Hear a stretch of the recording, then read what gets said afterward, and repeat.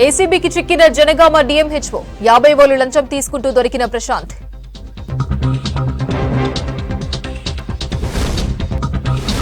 Kagaz Nagar forest లో పులుల missing పై search operation. సమీప గ్రామస్తులు నలుగురిని విచారిస్తున్న పోలీసులు. మహదేవ్పూర్ ఇరిగేషన్ ఆఫీస్ లో ముగిసిన సోదాలు. కాళేశ్వరంపై విచారణ జరుగుతుందన్న విజిలెన్స్ ఆఫీసర్స్. NH 163 పై V6 కథనానికి మేల్కొన్న R&B అధికారులు. రోడ్డు పొడవునా హెచ్చరిక బోర్డులు ఏర్పాటు. జోరందుకున్న మేడారం జాతర ఏర్పాట్లు. రెగ్యులర్ విజిటింగ్స్ చేస్తున్న మినిస్టర్స్.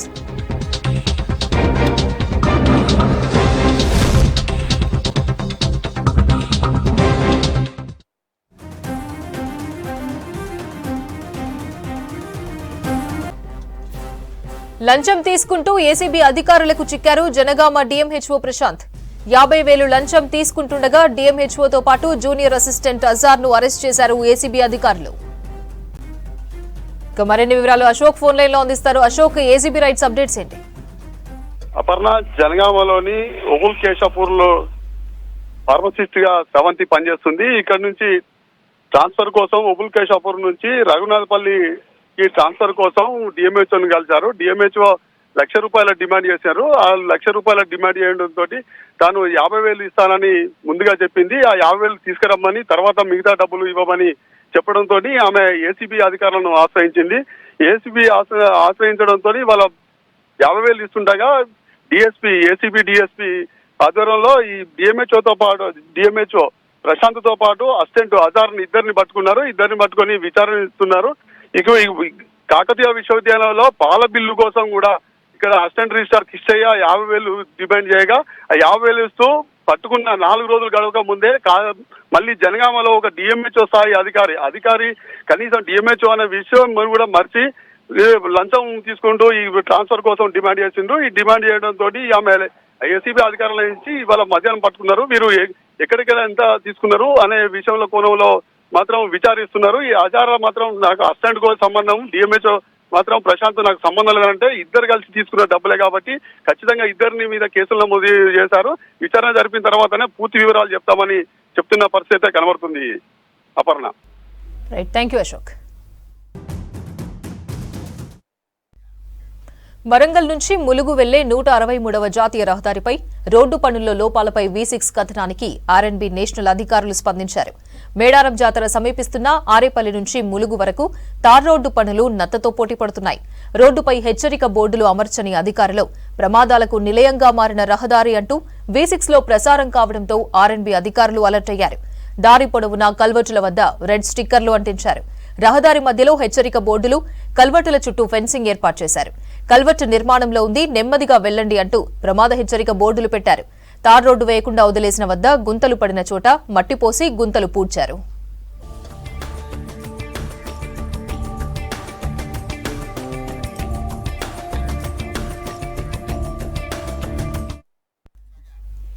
ఢిల్లీలో డిప్యూటీ సీఎం భట్టి విక్రమార్క మాట్లాడుతున్నారు. లైవ్ చూద్దాం. ఏఐసీసీ అధ్యక్షుడిగా దేశవ్యాప్తంగా ఈ కార్యక్రమాన్ని తీసుకొని ముందుకు పోతా ఉన్నారు. ప్రజల ఆస్తులు ప్రజలకే ఉండాలి, దేశానికే ఉండాలి.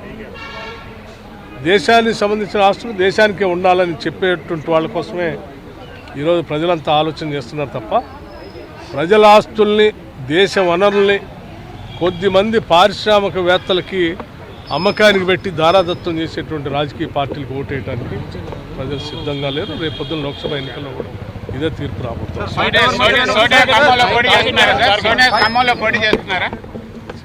సోనియా గాంధీ గారు అంటే తెలంగాణ ప్రజలకు అపరిమితమైనటువంటి ప్రేమ, అభిమానం, గౌరవం ఉన్నాయి. దశాబ్దాల పాటు తెలంగాణ కోరికని నిజం చేసినటువంటి సోనియా గాంధీ గారిని తెలంగాణ రాష్ట్రం నుంచి పోటీ చేయటానికి కాంగ్రెస్ పార్టీ పక్షాన్ని మేమందరం కలిసి ఏకగ్రీవంగా తీర్మానం చేసి వారిని అభ్యర్థించాం. వారి ఆలోచన తప్పనిసరిగా మా దగ్గర రావాలని భారీ మెజార్టీతో మా రాష్ట్ర ప్రజలంతా కూడా మీ మీద అభిమానాన్ని చాటుకోవటానికి సిద్ధంగా ఉన్నారు. మా దగ్గర రావాలని కోరా. వారి కోరిక మా కోరికని మన్నిస్తారని ఆశిస్తా ఉన్నాం.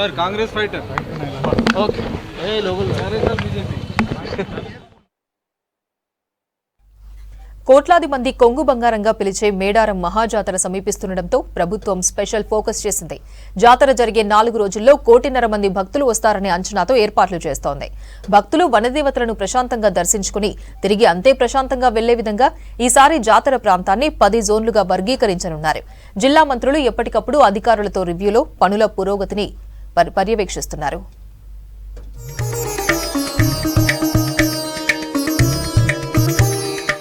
ఆసియా ఖండంలోనే అతిపెద్దదైన మేడారం గిరిజన జాతర సమీపిస్తోంది. ములుగు జిల్లా తాడ్వాయి మండలం మేడారంలో 2 ఏళ్లకొకసారి జరిగే జాతర వచ్చే నెల 21న ప్రారంభమై 4 రోజుల పాటు జరగనుంది. 21వ తేదీన సారలమ్మ, పగిడిద్దరాజు, గోవిందరాజును గద్దెకు తీసుకొస్తారు. 22వ తేదీన సమ్మక్క దేవతను గద్దెకు తీసుకొస్తారు. 23వ తేదీన భక్తులు మొక్కులు తీర్చుకుంటారు. 24వ తేదీన దేవతల వన ప్రవేశంతో భక్తులు తిరుగుముఖం పడతారు.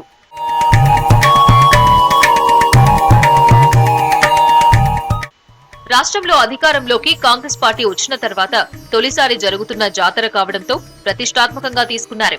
మరోవైపు స్థానిక ఎమ్మెల్యే సీతక్క, జిల్లాకు చెందిన మరో ఎమ్మెల్యే కొండా సురేఖ మంత్రుల హోదాలో మొదటి జాతర నిర్వహించనున్నారు. ఎంతో ప్రతిష్టాత్మకమైన సమ్మక్క సారలమ్మ జాతర నిర్వహణ కోసం రాష్ట్ర ప్రభుత్వం ఇప్పటికే 75 కోట్లను విడుదల చేసింది.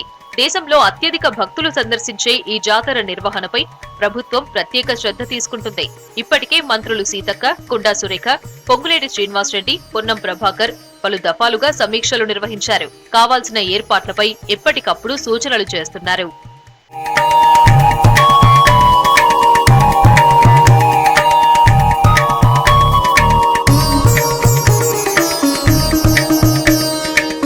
ఈసారి జాతరకు ములుగు జిల్లాతో పాటు భూపాలపల్లి, వరంగల్, హనుమకొండ కలెక్టర్లకు బాధ్యతలు అప్పగించారు.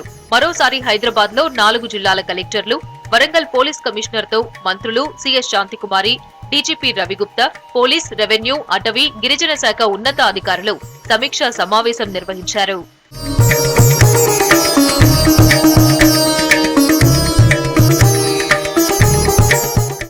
వనదేవతలను ప్రశాంతంగా దర్శించుకుని తిరిగి అంతే ప్రశాంతంగా వెళ్లే విధంగా ఈసారి జాతర ప్రాంతాన్ని 10 జోన్లుగా వర్గీకరించాలని నిర్ణయించారు. భక్తులకు స్నానాల ఘట్టాల వద్ద ఎటువంటి ఇబ్బంది లేకుండా చూడాలని, జంపన్నవాగులో నీరు పరిశుభ్రంగా ఉండేలా చర్యలు తీసుకునేందుకు ఎప్పటికప్పుడు వ్యర్థాలను తొలగించాలని అధికారులను మంత్రులు ఆదేశించారు. శానిటేషన్ పనులను కూడా అధికారులు సమర్థవంతంగా చేపట్టాలని సూచించారు. పెండింగ్ పనులపై ప్రత్యేక దృష్టి సారించి పనులను త్వరితగతిన పూర్తి చేయాలని ఆదేశాలు జారీ చేశారు. గతంలో కంటే మెరుగైన సౌకర్యాలు కల్పించేందుకు తీసుకోవాల్సిన చర్యలపై ప్రభుత్వం దృష్టి పెట్టింది.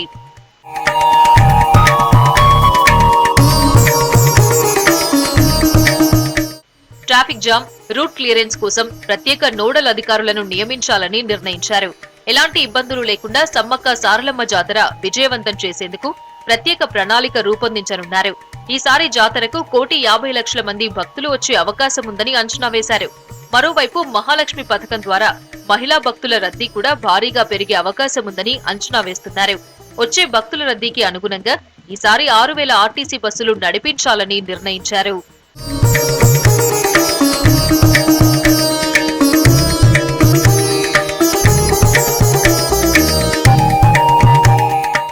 మేడారం జాతరను ప్లాస్టిక్ రహిత జాతరగా నిర్వహించాలని ప్రభుత్వం భావిస్తోంది.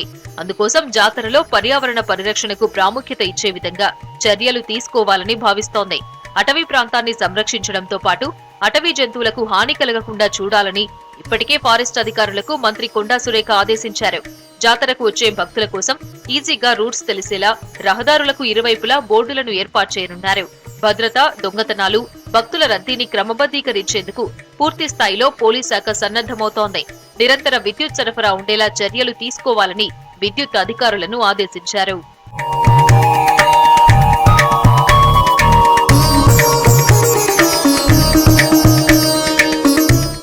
మహాజాతర సమీపిస్తున్న నేపథ్యంలో పనులు స్పీడ్ పెంచడంపై గతంలో అక్కడ పనిచేసిన జిల్లా కలెక్టర్లు, అధికారులకు జాతర ఏర్పాట్ల బాధ్యతలు అప్పగిస్తే సమస్యలు తలెత్తకుండా ఉంటుందని సర్కార్ భావిస్తోంది. గతంలో సమర్థవంతంగా పనిచేసిన అధికారుల జాబితాను సిద్ధం చేసి సేవలు వినియోగించేందుకు కసరత్తు జరుగుతోంది.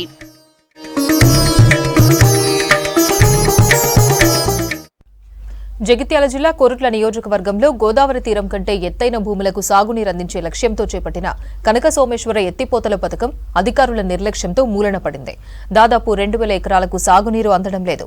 దీంతో రైతులు సొంత ఖర్చులతో పైపులు వేసుకుని గోదావరి నుంచి నీటిని పంపింగ్ చేసుకుంటూ పంటలు పండించుకోవాల్సి వస్తోంది.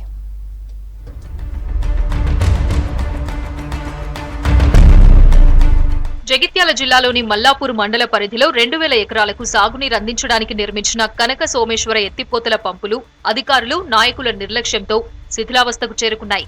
రైతులకు కష్టాలు మిగిల్చాయి. 1989లో అప్పటి మెట్పల్లి ఎమ్మెల్యే చిన్నమనేని విద్యాసాగర్రావు గోదావరి పరివాహక ప్రాంత రైతుల భూములకు సాగునీరు అందించేందుకు మల్లాపూర్ మండలం ఓబులాపూర్, వాల్కొండ గ్రామాల శివారులో 2 ఎత్తిపోతల పథకాలకు శంకుస్థాపన చేశారు. ఈ పథకాలకు కనక సోమేశ్వర స్వామి పేరు పెట్టారు. ఈ పనులు 1991లో పూర్తి చేసి ప్రారంభించారు. ఇందుకోసం 35 ఏళ్ల క్రితమే 40 లక్షల రూపాయలు ఖర్చు చేశారు. ఈ ఎత్తిపోతల కోసం ఏర్పాటు చేసిన భారీ మోటార్లతో గోదావరి నీటిని ఎత్తిపోసి దాదాపు 2000 ఎకరాలకు సాగునీరు అందించారు. అప్పట్లో ఇక్కడి రైతులు ఎంతో సంతోషించారు. రాను రాను ఇక్కడి పంపుల నిర్వహణ పట్టించుకోకపోవడంతో 2 లిఫ్టులు ఇప్పుడు పనిచేయకుండా పోయాయి.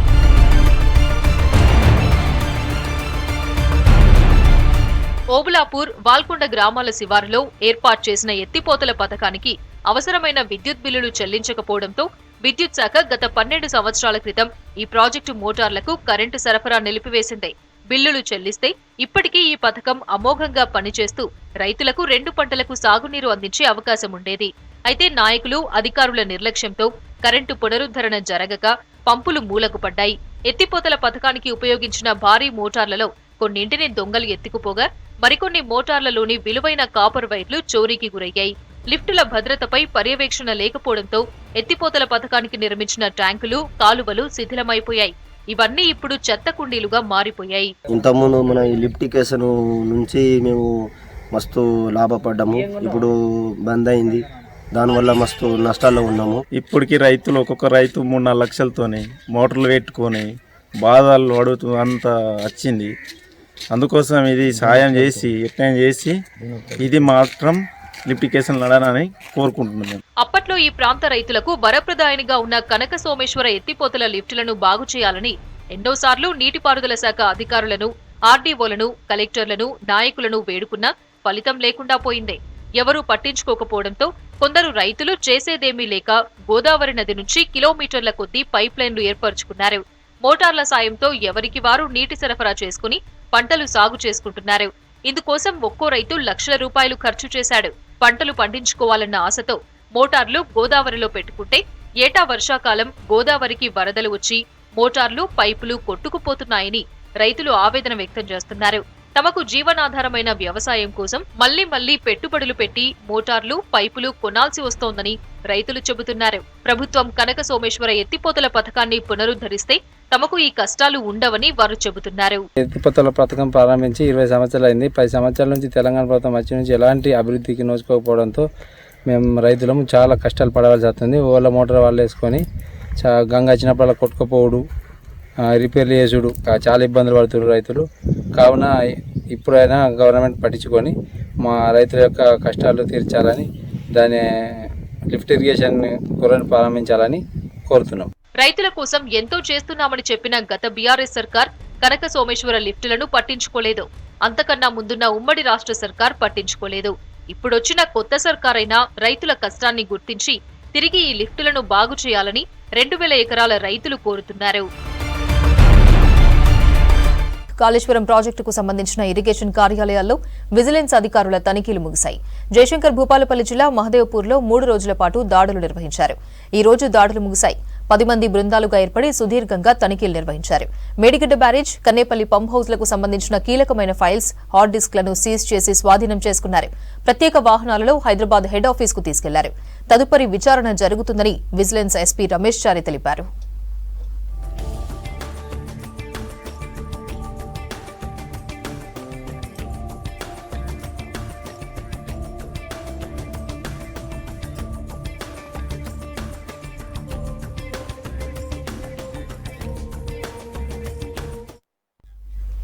కాకతీయుల నాటి గొలుసుకట్ట చెరువులు కనుమరుగై అక్కడ కాలనీలు వెలుస్తున్నాయి. చెరువులను కబ్జా చేసి యథేచ్ఛగా బహుళ అంతస్తుల భవనాలు నిర్మిస్తున్నారు. వర్షం కురిస్తే నీరు బయటకు పోక కాలనీలు జలమయమవుతున్నాయి. చెరువులను రక్షించాల్సిన అధికారులు, ప్రజాప్రతినిధులు పట్టించుకోవడం లేదని అపవాదు మోసుకుంటున్నారు. కబ్జాకు గురవుతున్న Orugallu చెరువులపై V6 ground report.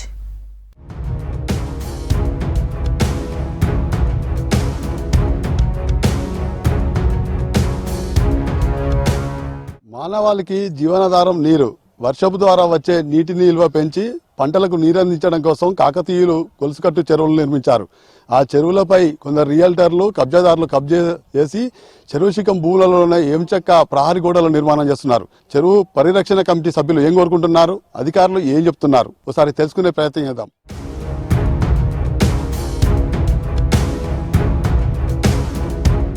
Hanamkonda జిల్లా అసిన్పర్తి మండలం భీమారం వద్ద ఉన్నాం. భీమారం వద్ద శ్యామల చెరువు 642 సర్వే నెంబర్లో 67 ఎకరాల 22 గుంటల భూమి ఉంది. చెరువు శిఖంలో మొత్తం కబ్జా చేసి కొందరు ప్రహరీ గోడతో పాటు గృహాలు కూడా నిర్మించిన పరిస్థితి కనబడుతుంది. చెరువు కాపాడకపోవడం వల్ల కనుమరుగైతే రేపు భూగర్భ జలాలు అడుగంటిపోయే పరిస్థితి నెలకొందని చెరువుల పరిరక్షణ కమిటీ చెబుతున్నారు. వారు ఏం కోరుకుంటున్నారో ఒకసారి వారిని అడిగి తెలుసుకునే ప్రయత్నిద్దాం. చెప్పండి, ఈ చెరువు ఎప్పటి నుంచి కబ్జా అవుతుంది, ఏం కోరుకుంటున్నారు? చెరువు బాగా కబ్జా అవుతుంది. భీమారం గ్రామంలోని 642 సర్వే నెంబర్లో ఈ చెరువును కాపాడాలని చెప్పేసి అధికారులకు విన్నవించుకున్నా కూడా అధికారులు ఇంతవరకు స్పందించట్లేదు. దయచేసి మున్సిపాలిటీ అధికారులు కూడా త్వరగా స్పందించి అక్రమ కట్టడాలను పూర్తిగా తీసేసి భీమారం చెరువును కాపాడాలని మనస్ఫూర్తిగా మేము వాళ్ళను కోరుకుంటున్నాం. ప్రహరీ గోడ కానీ లేదా ఆ గోడలు కూల్చేసి ఎందుకు మధ్యలో వదిలేశారు? వాళ్ళు కూల్చేసిన తర్వాత కొంతమంది వచ్చేసి వాళ్లకు పట్టాలున్నాయి మాయి అని చెప్పారు. ఆ పట్టాలను పరిశీలించండి. ఆ పట్టాలు ఒకవేళ 642 సర్వే నెంబర్ కాకుండా వేరే సర్వే నెంబర్లతో పెట్టుకొని ఉండుంటే మాత్రం ఆ సర్వే నెంబర్లు చెల్లవు. అది అధికారులు అందరూ సమిష్టిగా ధృవీకరించి వాటిని త్వరగా తొలగించాలని చెప్పేసి అధికారులను కోరుకుంటున్నాము. మీరు చెప్పండి, ఈ చెరువు ఎప్పటి నుంచి కబ్జా అవుతుంది? ఇది దాదాపు ఒక 15 సంవత్సరాల నుంచి ఖచ్చితంగా అవుతుంది. దీన్ని పట్టించుకున్న నాదుడు ఇంతవరకు ఎవరు లేరు. ఇలా లోకల్గా సభ్యులు ఉన్న రియల్టర్ కానీ ఎవరైనా కానీ అందరి హస్తము ఇలా ఉంది. అంటే మీరు అధికారులకు ఫిర్యాదు చేయలేదా? ఆల్రెడీ చేశాము, ఎన్నో సంవత్సరాల నుంచి చేసుకుంటా వస్తున్నాం, కానీ ఎవరు కానీ పట్టించుకోవట్లేము లేదు. ఏం కోరుకుంటారు? భీమారం చెరువు మాకు కావాల్సిందే ఖచ్చితంగా. ఇది చెరువు కనుక అన్యాక్రాంతం అయితే భీమారంలో పెద్ద పెద్ద కాలేజీలు కానీ స్కూల్స్ కానీ ఇప్పుడు బిల్డింగ్లు అన్ని బాగా డెవలప్ అయింది. ఆ డెవలప్ అవడం వల్ల కూడా భూగర్భ జలాలు అనేది అంతరించిపోయి నీటి ఎద్దడి ఏర్పడుతుంది, ఇబ్బంది అవుతుంది. ఇప్పుడు కొత్త ప్రభుత్వం అయినా చర్య తీసుకొని వీటి మీద త్వరగా ఈ కబ్జాదారుల నుంచి, ఈ దగాకోరుల నుంచి మా చెరువును మాకు అన్యాక్రాంతం కాకుండా చూడవలసిన బాధ్యత మా నియోజకవర్గం ఎమ్మెల్యే గారి మీద, మా కలెక్టర్ గారి మీద, ఇరిగేషన్ డిపార్ట్మెంటు, మున్సిపాలిటీ వీళ్ళందరూ కలిసి ఒక సమిష్టిగా ఒక టీం అయి ఇది చేయాల్సిన బాధ్యత ఉందని మాకు ఈ అధికారుల చుట్టూ తిరుగుతుంటే వాళ్ళు చెప్పడం జరిగింది. అధికారులు వచ్చి అక్కడ FTL అని రాసి మొత్తం హెచ్చరిక బోర్డులు పెట్టింది కదా? పెట్టిండ్లు హెచ్చరిక. ఇరిగేషన్ వాళ్ళకు చాలాసార్లు ఇరిగేషన్ వాళ్ళ దగ్గర తిరుగుతా అంటే ఆల్రెడీ అంతకుముందు అధికారులు వాళ్ళను చేయొద్దని ఒత్తిడి తెచ్చినా కూడా వాళ్ళు బలవంతంగా సర్వే పెట్టిండ్లు. సర్వే పెట్టిన తర్వాత కూడా ఇక్కడ లోకల్ వాళ్ళు కొంతమంది వాళ్ళకు ఎమ్మెల్యే గారితో ఫోన్ చేయించి ఆపియడం కానీ, అద్దు చూడొద్దు, ఆపండి అని చెప్పడం కూడా జరిగింది. ఏమన్నా అంటే మీరే ఉన్నారా ఈ ఊళ్ళే కాపాడేది చెరువులను అంటే ప్రభుత్వ భూములను కాపాడడానికి ఎవరైనా భాగస్వాములు కావచ్చు, ఎవరైనా రావచ్చు, అందరు అంతేగాని రాజకీయ నాయకులే కావాలని ఏం లేదు. ఊరిలో పుట్టిన వాళ్ళు ఎవరైనా మా ప్రభుత్వ భూమిని కాపాడుకుంటేనే ఈ భీమారానికి ఒక మనుగడ ఉంటది. ఈ భూమి పైన అన్యాక్రాంతం అవుతుందని చెప్పి మేము భీమారం గ్రామస్తులంతా కలిసి జిల్లా కలెక్టర్ గారికి, RDO గారికి, కమిషనర్ గారికి, అప్పుడున్న ఎమ్మెల్యే ఆరు రమేష్ గారికి, MRO గారికి అనేక రకాల ఫిర్యాదు చేసినా కూడా తూతూ మంత్రంగా వచ్చి వాళ్ళు పరిశీలన పూర్తిగా చేయకుండా, అద్దులు పెట్టకుండా వాటికనే రాజకీయ ఒత్తిళ్లతోటి వచ్చి చూసి వెళ్ళడం జరిగింది తప్ప ఇంతవరకు వీటికి శాశ్వతంగా అద్దులు పెట్టకపోవడం, రోజు రోజుకు ఉన్న భూమి కూడా అన్యాకృతం అవుతుంది. ఇప్పటికే కొంతమంది ఇరిగేషన్ అధికారులు వచ్చి ఈ భూమి సుమారు 30 ఎకరాల భూమి కబ్జానట్టుగా గురి అయినట్టుగా నిర్ధారించారు. వాటి కోసం పోరాటం చేస్తున్న మా అటువంటి యువకులపైన వాళ్ళు కేసులు పెట్టి మమ్మల్ని భయభ్రాంత గురి చేసి మమ్మల్ని ఇటువంటి ప్రాంతాలకు రానియకుండా వాళ్ళు మా మీద ఎదురుదాడి చేస్తున్నారు. గత ఎండాకాలంలో మేము ఫిర్యాదు చేసినప్పటికీ కొంతమంది అధికారులు వచ్చి కూల్చినట్టుగా ప్రయత్నాలు చేసిండ్రు, కానీ అది పూర్తి స్థాయిలో కూల్చలేదు. వాళ్ళు రాజకీయ ఒత్తిళ్లతో మళ్ళీ వెనుతిరిగి వెళ్ళిపోయారు. మరో చోట అసిన్పర్తిలో మరో చోట చెరువు కబ్జా గురైంది. ఆ కబ్జాకు ఎంత గురైంది, అక్కడి వివరాలు తెలుసుకునే ప్రయత్నం చేద్దాం.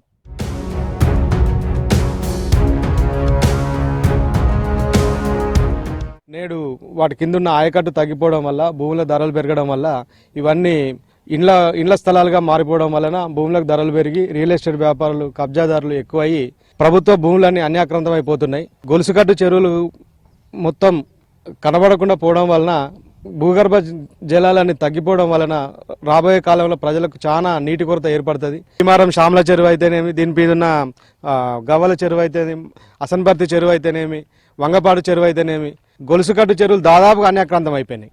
వీటిని ప్రభుత్వం చర్యలు తీసుకొని వాటికి హద్దులు లేదా ఏ విధంగానైనా సరే వీటిని గవర్నమెంట్ స్థలాన్ని కాపాడే విధంగా చర్య తీసుకోవాలని కోరుతున్నాను. చెరువు మంచిగా ఉండే, అప్పుడు పెద్దగా ఉండే చెరువు వెనుక పార్కాలు ఆసాం రైతులు పట్టించుకునేది మంచిగా. ఇప్పుడు అంత ప్లాట్లకు అమ్ముకుంటాను, అన్ని పట్టించుకుంటూ లేరు. ఈ చెరువును ఆడినో లేడు, చెరువు ఇక అంతే ఇట్లా వెనక పడిపోతుంది రోజు రోజుకు. చెరువు లోపల ఇల్లు పట్టాలు ఇచ్చిన వాడు అమ్ముకున్నాడు, అమ్మితే కొంటోడు కొని ఇల్లు చెరువులలో ఇల్లు కడతారు. మన MI tank, minor irrigation tanks ఏవైతే ఉన్నాయో వాటి ఎఫ్టిఎల్ పరిధిలో ఎటువంటి ఎంక్రోచ్మెంట్స్ కానీ ఆక్రమణలు కొన్ని చెరువులకి సంబంధించి గుర్తించడం జరిగింది. వాటి మీద సంబంధిత రెవెన్యూ శాఖకి మరియు పోలీసు వాళ్ళకి కూడా కంప్లైంట్ ఇవ్వడం జరిగింది.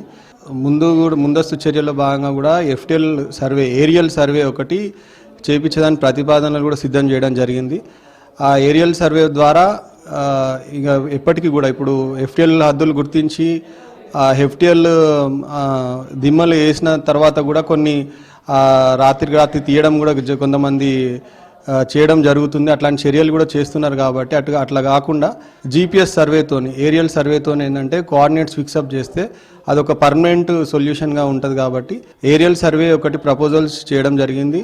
వరంగల్ మండల్, హన్మకొండ మండల్ మరియు కిలా వరంగల్ సంబంధించిన 82 చెరువులకు సంబంధించి ఎఫ్టిఎల్ హద్దులు గుర్తించి దాని ఏదైతే సర్వే పర్టికులర్స్ కానీ ఆ డాటా ఉంటుందో సంబంధిత రెవెన్యూ కూడా మరియు జీడబ్ల్యూసీ శాఖలకి అందించడం ద్వారా ఎటువంటి కన్స్ట్రక్షన్స్ కానీ, లేఅవుట్లు కానీ, ఎటువంటి రిజిస్ట్రేషన్స్ కానీ జరగకుండా దానివల్ల ఒక మంచి సొల్యూషన్ దొరుకుతుంది. ఆ ప్రతిపాదనలు 82 చెరువులకి 28 లక్షలతో ఒక సర్వే చేసి పంపాము అధికారులకి. ఆ శాంక్షన్ అయిన వెంటనే ఎఫ్టిఎల్ సర్వే జరిపి హద్దులు కూడా జీపీఎస్ కోఆర్డినేట్తోని పర్మనెంట్గా ఫిక్సప్ చేయడం జరుగుతుంది. భూములకు ధరలు పెరగడంతో చెరువుశిఖం భూములపై రియల్టర్లు, భూ కబ్జాదారులు కన్నేసి ప్రారిగోడ నిర్మించడమే కాదు, ఎంచక్క అందులో భవనాలు నిర్మించి దర్జాగా అమ్మేస్తున్నారు. ఇప్పటికైనా అధికారులు, ప్రజాప్రతినిధులు దృష్టి సారించి చెరువులను కాపాడాల్సిన అవసరం ఎంతైనా ఉంది. వీడియో దశరథ్తో అశోక్, విష్ణు, వరంగల్.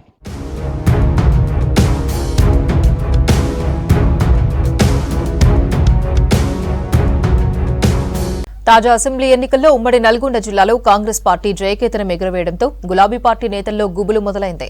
మున్సిపాలిటీలు, ఎంపీపీ స్థానాలపై అవిశ్వాస తీర్మానాలు పెడుతూ హస్తం పార్టీ నాయకులు చుక్కలు చూపిస్తున్నారు. ఇప్పటికే నల్గొండకు చెందిన గులాబీ పార్టీ మున్సిపల్ చైర్మన్ పదవిని కోల్పోగా మరికొన్ని మున్సిపాలిటీలతో పాటు ఎంపీపీ స్థానాలపై కాంగ్రెస్ నాయకులు అవిశ్వాస తీర్మానాలు ప్రవేశపెడుతున్నారు.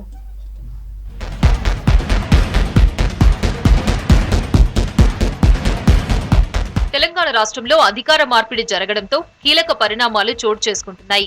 ఉమ్మడి నల్గొండ జిల్లాలో కాంగ్రెస్ నాయకుల ఎత్తుగడలకు గులాబీ నాయకులు పదవులు కోల్పోతున్నారు. నల్గొండ మున్సిపాలిటీని కాంగ్రెస్ పార్టీ అవిశ్వాస తీర్మానంతో హస్తగతం చేసుకుంది.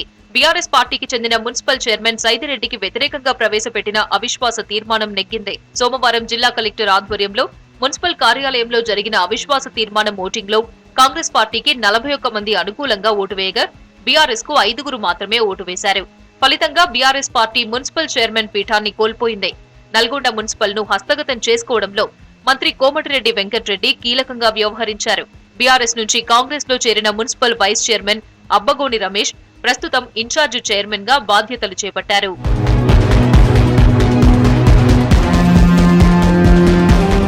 Nagarjunasagar municipality chairman Karuna Anusha Reddy, vice chairman Manda రఘువీర్ మీద అవిశ్వాసం పెట్టారు. గత 6న బల నిరూపణ జరగాల్సి ఉంది. అయితే ఒక రోజు ముందే కోర్టు నుంచి స్టే తెచ్చుకోవడంతో బల నిరూపణ ఆగిపోయింది. మొత్తం 12 మందిలో ఓ కౌన్సిలర్ చనిపోగా మిగతా 11 మంది ఉన్నారు. వీరిలో మెజారిటీ కౌన్సిలర్లు కాంగ్రెస్ పార్టీకి మారడంతో అవిశ్వాసం అనివార్యమైంది. సూర్యాపేట మున్సిపల్ చైర్పర్సన్ అన్నపూర్ణ మీద నో కాన్ఫిడెన్స్ మోషన్ పెట్టేందుకు కాంగ్రెస్ పార్టీ కౌన్సిలర్లు రెడీ అవుతున్నారు. పలువురు బీఆర్ఎస్ కౌన్సిలర్లు సైతం కాంగ్రెస్ కౌన్సిలర్లతో కలిసి అవిశ్వాస తీర్మానానికి మద్దతు పలుకుతున్నారు. సూర్యాపేటలో పలువురు మున్సిపల్ కౌన్సిలర్లు రామరెడ్డి దామోదర్ రెడ్డితో సమావేశమై అవిశ్వాస తీర్మానంపై చర్చించారు. త్వరలోనే కలెక్టర్కు అవిశ్వాస తీర్మానాన్ని అందించే అవకాశం ఉంది. చైర్మన్, వైస్ చైర్మన్ పై అవిశ్వాసానికి మద్దతుగా 36 మంది కౌన్సిలర్లు సంతకాలు చేసినట్టుగా సమాచారం. అటు నేరేడుచెర్ల మున్సిపల్ చైర్మన్ మీద కాంగ్రెస్ పార్టీ కౌన్సిలర్లు అవిశ్వాస తీర్మానమిచ్చారు. పలువురు బీఆర్ఎస్ కౌన్సిలర్లు సైతం ఈ అవిశ్వాసానికి మద్దతు పలుకుతున్నారు. ఈ నెల 23న అవిశ్వాస తీర్మానం మీద బల నిరూపణ జరగనుంది.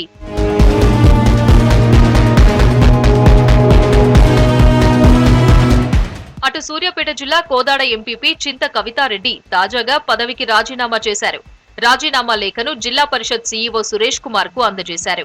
ఈ నెల 17న అవిశ్వాస తీర్మానం ఉండడంతో రాజీనామా చేశారు. కోదాడ ఇన్ఛార్జి ఎంపీపీగా మల్లెల రాణి బాధ్యతలు చేపట్టారు. ఈ మేరకు జెడ్పీ సీఈఓ ఆదేశాలు జారీ చేశారు.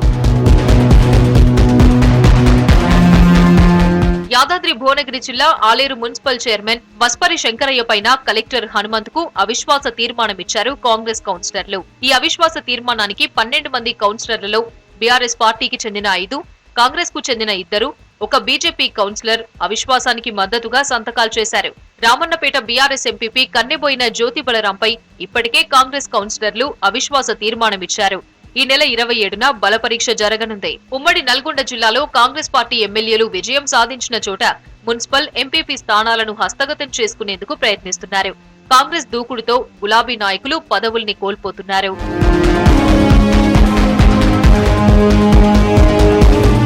ములుగు జిల్లా కమలాపురంలో బిల్ట్ ఫ్యాక్టరీ పునరుద్ధరణకు సర్కారు కసరత్తు చేయడంతో కార్మికుల్లో ఆశలు చిగురించాయి.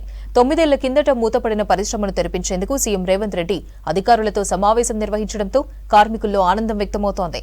చిన్నాభిన్నమైన తమ కుటుంబాలకు మళ్లీ మంచి రోజులు వస్తాయని కార్మికులు సంతోషం వ్యక్తం చేస్తున్నారు.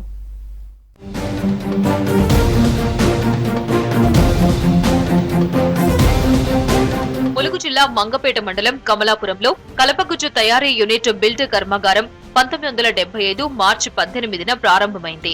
అప్పట్లో అక్కడ పారిశ్రామికవేత్త ఎల్ఎం థాపర్ ఏపీ రేయాన్స్ పేరిట కంపెనీని స్థాపించారు. 1981లో ఉత్పత్తి ప్రారంభమైంది. అప్పట్లో 2000 మంది కార్మికులకు ఉపాధి కల్పించిన పరిశ్రమ 2014 వరకు నడిచింది. ఇక్కడి ఫ్యాక్టరీలో ఉత్పత్తయ్యే కలపగుజ్జుకు బహిరంగ మార్కెట్లో విలువ పడిపోవడంతో 2014 ఏప్రిల్ 4న ఉత్పత్తిని నిలిపివేస్తూ యాజమాన్యం నిర్ణయం తీసుకుంది. 2000 కార్మికులకు ఉపాధి కల్పించిన బిల్టు పరిశ్రమ మూతపడిన తర్వాత అనారోగ్య కారణంగా వయసు రీత్యా 100 మందికి పైగా కార్మికులు మరణించారు. పరిశ్రమను తెరిపించాలని అంటూ ధర్నాలు, నిరసనలు చేపట్టారు కార్మికులు. కార్మికుల పోరాటాలకు రాజకీయ పార్టీలు సైతం మద్దతు ప్రకటించాయి. అయినా పరిశ్రమ తెరుచుకోలేకపోయింది. కుటుంబాలను పోషించడం కోసం కార్మికులు కూలీ పనులు చేసుకుని జీవనం సాగిస్తున్నారు. కేసీఆర్ ఉన్నప్పుడు, తెలంగాణ గవర్నమెంట్ ఉన్నప్పుడు సబ్సిడీలు ఇస్తామన్నారు. 370 కోట్ల 270 కోట్ల సబ్సిడీలు ఇస్తామన్నాడు. ఆ సబ్సిడీలు కూడా ఏం పనిచేయలేదు. అవి కంపెనీ నడిపేందుకు సబ్సిడీలు ఏం చేస్తారండి? సబ్సిడీలు లేవు, ఏం లేదు. 10 సంవత్సరాల నుంచి కార్మికులు కుటుంబాలు కొందరు ఆరోగ్య పరిస్థితులు మంచిగా లేక చనిపోయారు. వెళ్ళక కొందరు ఇబ్బందులు పడి ఆత్మహత్యలు చేసుకున్నారు. కొందరు కంపెనీ బంద్ అయింది కూడా ఆత్మహత్యలు, భార్యాభర్తలు ఇద్దరు ఆత్మహత్యలు చేసుకున్నారు. కేసీఆర్ ఉన్నప్పుడు, తెలంగాణ గవర్నమెంట్ ఉన్నప్పుడు ఒకరోజు మమ్మల్ని కంపెనీ మేము ధర్నాలు చేస్తుంటే కంపెనీ గేట్లో ఉంచి మమ్మల్ని పోలీసు వాళ్ళని అడ్డం పెట్టుకొని చిక్కుడుగుంట ప్రారంభోత్సవానికి పోయింది. కనీసం ఎంప్లాయీలను కూడా పలకరియలేదు. తెలంగాణ రాష్ట్రం ఏర్పాటైన తర్వాత మూతపడ్డ తొలి మధ్య తరహా పరిశ్రమగా బిల్ట్ ఫ్యాక్టరీని తెరిపించేందుకు అప్పటి సీఎం కేసీఆర్ ప్రభుత్వం ముందుకొచ్చింది. 2015లో జీవో 19 ద్వారా కొంతమేరకు రాయితీలు ప్రకటించింది. అవి సరిపోవంటూ యాజమాన్యం తెగేసి చెప్పింది. మళ్లీ 2018లో 350 కోట్ల ప్యాకేజీని ప్రకటిస్తూ జీవో 48ని విడుదల చేసింది ప్రభుత్వం. 7 ఏళ్ల పాటు మొత్తం 147 కోట్లు మంజూరు చేసేందుకు అంగీకరించింది. మొదట్లో ఫ్యాక్టరీని తెరిచేందుకు అంగీకరించిన మేనేజ్మెంట్ మళ్లీ మాట మార్చింది. యాజమాన్యం నిర్లక్ష్యాన్ని నిరసిస్తూ కార్మికులు 777 రోజుల పాటు రిలే నిరాహార దీక్షలు చేశారు. 15,000 జనాలు రోడ్డు మీద పడిపోయినాము. బతకడానికి బతుకులేదు మాకు. ఇప్పుడు ఎక్కడికి వెళ్తాము, హాస్పిటల్ ట్రీట్మెంట్కి వెళ్తామనే ఒక 5,000 10,000 లేకపోతే వెళ్ళలేమండి. మాకు అందులో కట్ అయిన పిఎఫ్ల డబ్బులు వాడానము, అందులో కట్ అయిన వెళ్ళేసి డబ్బులు వాడానము, ఒంటి మీద బంగారము అయిపోయింది, మొత్తం అన్నీ అయిపోయినాయి. ఇప్పుడు మా బతుకు ఎట్లా బతకాలో అర్థం కాక అదిగో 10,000 రూపాయలు గిరిగిరి తీసుకొని అదిగో ఎండు చేపలు అమ్ముకుంటాను, చీపురు గట్టలు అమ్ముకుంటాను. మాకు పెళ్ళిడు వచ్చిన పిల్లలు ఉన్నారు, చాలా ఇబ్బంది పడుతున్నాం. మీరే అన్ని సహాయం చేసి మీరు అన్నీ చేయాలి. అందరినీ తీసుకోండి, డ్యూటీలో పిఎఫ్ వాళ్ళని కూడా తీసుకోండి. అందరు కూలి పని చేసుకోలేకపోతున్నారు. అందరికి షుగర్లు బీపీలు వచ్చాయి. అందరూ ప్రతి ఒక్కరు కూడా కూలి పని చేయలేకపోతున్నారు. 9 ఏళ్లలో చాలా మంది ఉద్యోగ విరమణ పొందగా తమకు ఎలాంటి ప్రయోజనాలు అందలేదని కార్మికులు వాపోతున్నారు. ఉపాధి లేక పస్తులుంటున్నామని అంటున్నారు. బిల్ట్ ఫ్యాక్టరీ పునరుద్ధరణకు రాష్ట్ర ప్రభుత్వం చొరవ చూపడం సంతోషంగా ఉందని అంటున్నారు కార్మికులు. పరిశ్రమ తెరిపించి నిరుద్యోగులకు ఉపాధి, ఉద్యోగ అవకాశాలు కల్పించేందుకు చొరవ చూపాలని కోరుతున్నారు. మా ములుగు ఎమ్మెల్యే సీతక్క గారు, మంత్రి గారు వారి చొరవతోటి రేవంత్ రెడ్డి గారు స్పందించి ఏదైతే మాకు ఫైనాన్స్ చేసిన ఫిన్ఫిస్ట్ వాళ్ళు ఉన్నారో వాళ్ళను, తర్వాత పక్కన ఉన్నటువంటి ఐటీసీ వాళ్ళని పిలిపించి మాట్లాడడం అనేది జరిగింది. దానికి మేము కార్మికుల కుటుంబాలను సంతోషిస్తున్నాం. అయితే ఇది మాటల వరకే కాకుండా దీని కార్యరూపం దాల్చేలాగా, ఎందుకంటే మాకు మా ఎమ్మెల్యే గారు ఇప్పుడు మంత్రి అయినటువంటి సీతక్క గారికి మా కష్ట సుఖాలు పూర్తిగా తెలుసు. సీతక్క గారు పెద్దన్న పాత్ర తీసుకొని ఖచ్చితంగా ప్రతి కార్మికుడికి, నష్టపోయిన కార్మికుడికి నష్టం ఎంతైతే జరిగిందో అంత నష్టం గత 10 సంవత్సరాల నుంచి రావాల్సిన జీతాలు ఇట్లా ఇవి కూడా ఇప్పించాల్సింది. ఈ కంపెనీ పునఃప్రారంభానికి అడుగులు వేస్తున్న సందర్భంగా ముఖ్యమంత్రి రేవంత్ రెడ్డి గారికి ప్లస్ మరియు వారి మంత్రివర్గ సహచరులకు బిల్ట్ జేఏసీ తరపు నుంచి ప్రత్యేక ధన్యవాదాలు తెలుపుకుంటున్నాము. మీరు ఈ కంపెనీని పునఃప్రారంభించినట్టయితే ఉంటే ఈ కంపెనీలో పనిచేసే కార్మికులే కానీ, ఈ ములుగు జిల్లాలో ఉన్న ప్రజానికమే కానీ మీ గవర్నమెంట్కి రుణపడి ఉంటామని. మూతపడిన బిల్ట్ పరిశ్రమ ఇక శాశ్వతంగా మూతపడినట్లే అనుకున్న తరుణంలో సీఎం రేవంత్ రెడ్డి పరిశ్రమ తెరిపించేందుకు అధికారులతో సమావేశమవడం కార్మికుల్లో అడుగంటిన ఆశలు మళ్లీ చిగురిస్తున్నాయి. బిల్ట్ కర్మాగారానికి మంచి రోజులు రావాలని కార్మిక లోకం కోరుకుంటోంది. ఎల్లంపల్లి గోదావరి బ్యాక్ వాటర్ క్రమక్రమంగా తగ్గుతోంది. జగిత్యాల జిల్లాలో గోదావరి జిల్లాల ఆధారంగా 9 ఎత్తిపోతల పథకాల కింద ఈసారి యాసంగిలో సాగు చేపట్టారు. మొత్తం జనవరి నెలలో నదీ జలాలు భారీగా తగ్గుముఖం పట్టాయి. సుమారు 10,000 ఎకరాల వరకు వరి సాగు చేయనుండగా 80% మేరకు నాట్లు పూర్తయ్యాయి. పరిస్థితి చూస్తుంటే పంటలకు సాగునీరు అందుతుందో లేదో అని రైతులు ఆందోళన చెందుతున్నారు.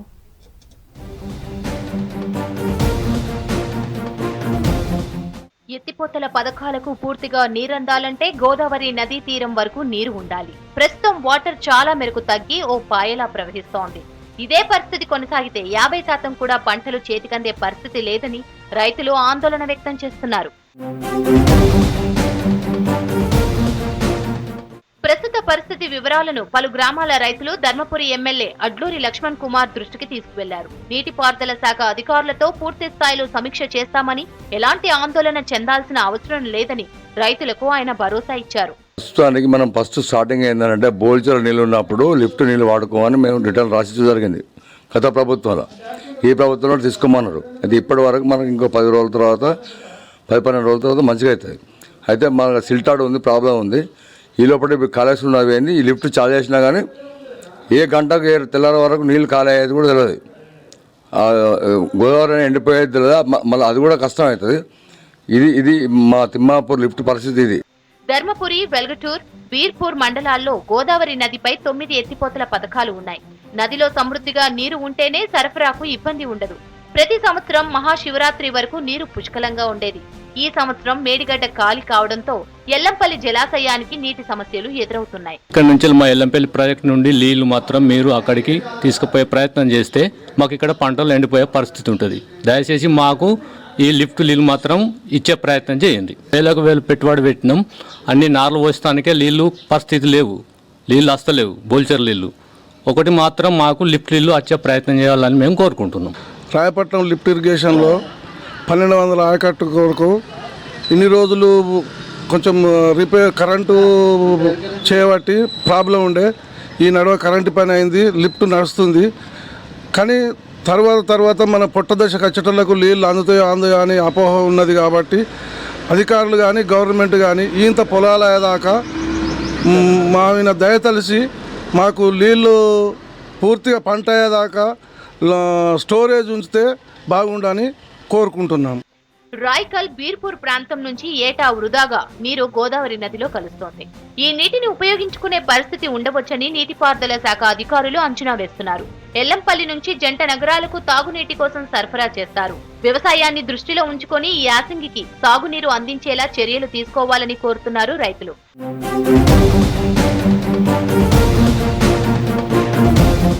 వచ్చే 2 నెలల తర్వాత ఎండలు మండిపోతాయని, పంట చేళ్లు పొట్టదెసుకు వచ్చే క్రమంలో ఎండిపోయే ప్రమాదం ఉంటుందని రైతులు ఆందోళన చెందుతున్నారు. నీటిపారుదల శాఖ మంత్రి, అధికారులు ఎల్లంపల్లి ప్రాజెక్టులో నీరు నిల్వ ఉండేలా చర్యలు తీసుకోవాలని కోరుతున్నారు. జగిత్యాల జిల్లాలో పర్యటించారు కాంగ్రెస్ యువ నాయకులు గడ్డం వంశీకృష్ణ. ఎండపల్లి ఎంపీటీసీ బషీర్ కుటుంబాన్ని పరామర్శించారు. ఇటీవల ఎండీ బషీర్ తల్లి అనారోగ్యంతో చనిపోయింది. దీంతో చిత్రపటానికి పూలమాల వేసి నివాళులర్పించారు వంశీకృష్ణ. కుటుంబ సభ్యులకు సానుభూతి తెలియజేశారు. బషీర్ కుటుంబానికి అన్ని విధాలుగా అండగా ఉంటామని హామీ ఇచ్చారు.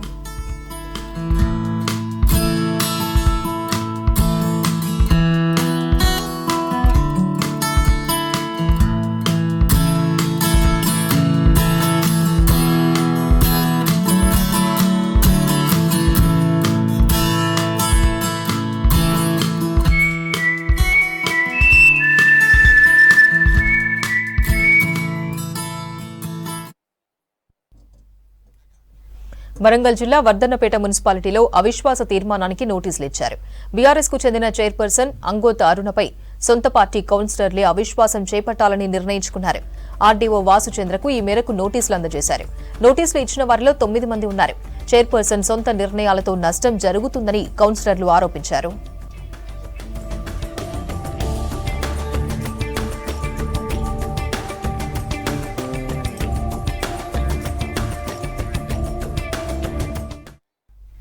బీఆర్ఎస్ ప్రభుత్వంలో ఏ ఒక్క ఎంపీటీసీకి నిధులు ఇవ్వలేదని ఆరోపించారు. Ambaripeta independent MPTC Jadi Sujatha. వెల్గటూరు ఎంపీపీపై అవిశ్వాసం పెడతామని చెప్పారు. దీనికి సంబంధించిన సంతకాలు సేకరించారు. అవిశ్వాసంపై బీఆర్ఎస్ నాయకులు చేసిన అసత్య ఆరోపణలను ఖండిస్తున్నామని చెప్పారు. ఎంపీపీగా ఉన్న కూనమల్ల లక్ష్మి అభివృద్ధి వెనక్కి నెట్టిందని ఆరోపించారు. మెగా కంపెనీ ప్రభుత్వ అధికారుల అండదండలతో అక్రమంగా ఇల్లు నిర్మించుకున్నారని చెప్పారు. కక్షపూరితంగానే అవిశ్వాసం వీగిపోయేలా ఎంపీటీసీలకు డబ్బు ఆశ చూపారని అన్నారు. మంత్రి దృష్టికి తీసుకుపోయినావా తీసుకుపోలేదా మాకు తెలియదు, కానీ ఒక్కనాడు కూడా ఒక సర్పంచ్ని, ఒక ఎంపీటీసీని మంత్రి దృష్టికి తీసుకుపోయి మా సమస్యల పరిష్కారం వైపు నువ్వు అడుగులు వేయలేదు. 2 ఎంపీటీసీలు స్వయంగా ఎలాంటి ఒడిదొడుకులు లేకుండా, ఎలాంటి భయభ్రాంతులు లేకుండా వాళ్ళు స్వయంగా కలెక్టర్ గారి దగ్గరికి పోయి, ఆర్డీఓ దగ్గరికి పోయి రిప్రజెంటేషన్ చేసి ఫోటోలు దిగి మీడియాకు, ప్రెస్కు, గ్రూపులలో పెట్టారు. ఎన్ని డబ్బులకు మీరు కొన్నారు, మీరు భయభ్రాంతులకు గురి చేసారు, మీరు డబ్బులకు పెట్టి మీ అహంకార మదంతో నీకున్న నాలెడ్జ్తోని కరీంనగర్లో నువ్వు ఇంటికి రప్పించుకొని ఎంపీటీసీలను కొప్పులీశ్వర్ ఇంట్లో దాచుకొని వాళ్ళను నువ్వు అది చేసినావు. కానీ ఇక్కడ ఎవ్వరు కూడా ఎంపీటీసీలను బెదిరించడం కానీ భయభ్రాంతులకు గురి చేయడం కానీ చేయలేదు. ఏ వ్యక్తి అయితే నీకు నచ్చడో వానికి యాంటీగా కొద్ది మందిని తయారు చేసి అలచడులు సృష్టించి కేసుల పాలు చేసినావు. ఇక్కడ నుంచి మీరు మానుకోవాలి ఆ పద్ధతిని. ఎంపీపీ అనే వాళ్ళు విలువలు కాపాడలేకపోయినరు. వాళ్ళ కడుపు మండి వాళ్ళు ఏంటంటే ఈ పనులు జరుగుతలేవని చెప్పేసి ఒక 10 మంది ఒక్కటైపోయి వాళ్ళు సొంతగా పోయి ఇచ్చుకొని అవిశ్వాసం పెట్టుకొని అవిశ్వాసానికి వచ్చిర్రు. దాంట్లో ఎమ్మెల్యే గారిని కానీ కాంగ్రెస్ పార్టీని కానీ బయటకు లాగి తను దీనికి మద్దతు ఇచ్చిండు అంటే ఎక్కడైనా మీరు వీళ్ళని ఎక్కడైనా కలిసినప్పుడు చూసిరా ఎమ్మెల్యే గారు కానీ కాంగ్రెస్ పార్టీ కానీ ఎవరితోనైనా మేము చర్చలు జరిపినామా? అవిశ్వాసాలప్పుడు కుట్రలు జరిగాయా? దారి దోపిడీ లాగా దారి దోపిడీ చేసిన వాళ్ళు. ఆమె మమ్మల్ని చిత్రహింసలకు గురి చేసి, మా ఎంపీటీసీలను చిత్రహింసలకు గురి చేసి ప్రలోభాలు పెట్టింది ఆమెనా నేనా?